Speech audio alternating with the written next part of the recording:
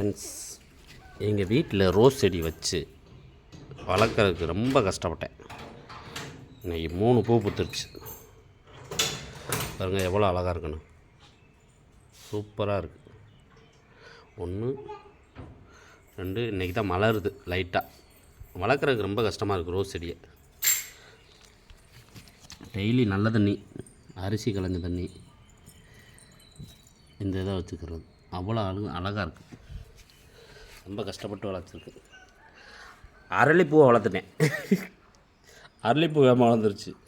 கருவேப்பிலை செடி அப்படியே வந்தோம்னா துளசி, காட்டு துளசி, இன்னொரு ரோஸ் செடி வச்சுருக்கேன். ஒயிட் ரோஸ் இது, ஆனால் மொட்டை விடலைன்னா. இது காட்டு துளசி. இது மல்லிகைப்பூ செடி. இது என்ன செடிமா? அது பிச்சிப்பூ.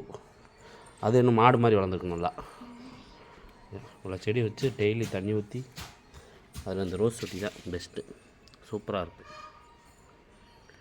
எவ்வளோ அழகாக இருக்குது ரோஸ். க்ளோஸ்அப்பில் பாருங்கள், அவ்வளோ அழகான இதழ். நல்ல ரோஸ் இது,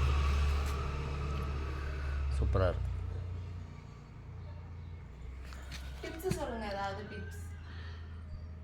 டிப்ஸு ஒன்றும் இல்லை. டெய்லி காலையில் வெயில் வர்றதுக்கு முன்னாடி தண்ணி ஊற்றுங்க, நல்ல தண்ணி ஊற்றுங்க. அதே மாதிரி சாயந்தரம் 6 மணிக்கு மேலே தண்ணி ஊற்றுங்க. நல்ல தண்ணி ஊற்றணும், அப்படின்னா தான் கொஞ்சமாவது வளரும். ஆட்டாம்புழுக்க வைக்கணும். செம்மண்ணாக இருந்தால் இன்னும் கொஞ்சம் பெஸ்ட்டாக இருக்கும்.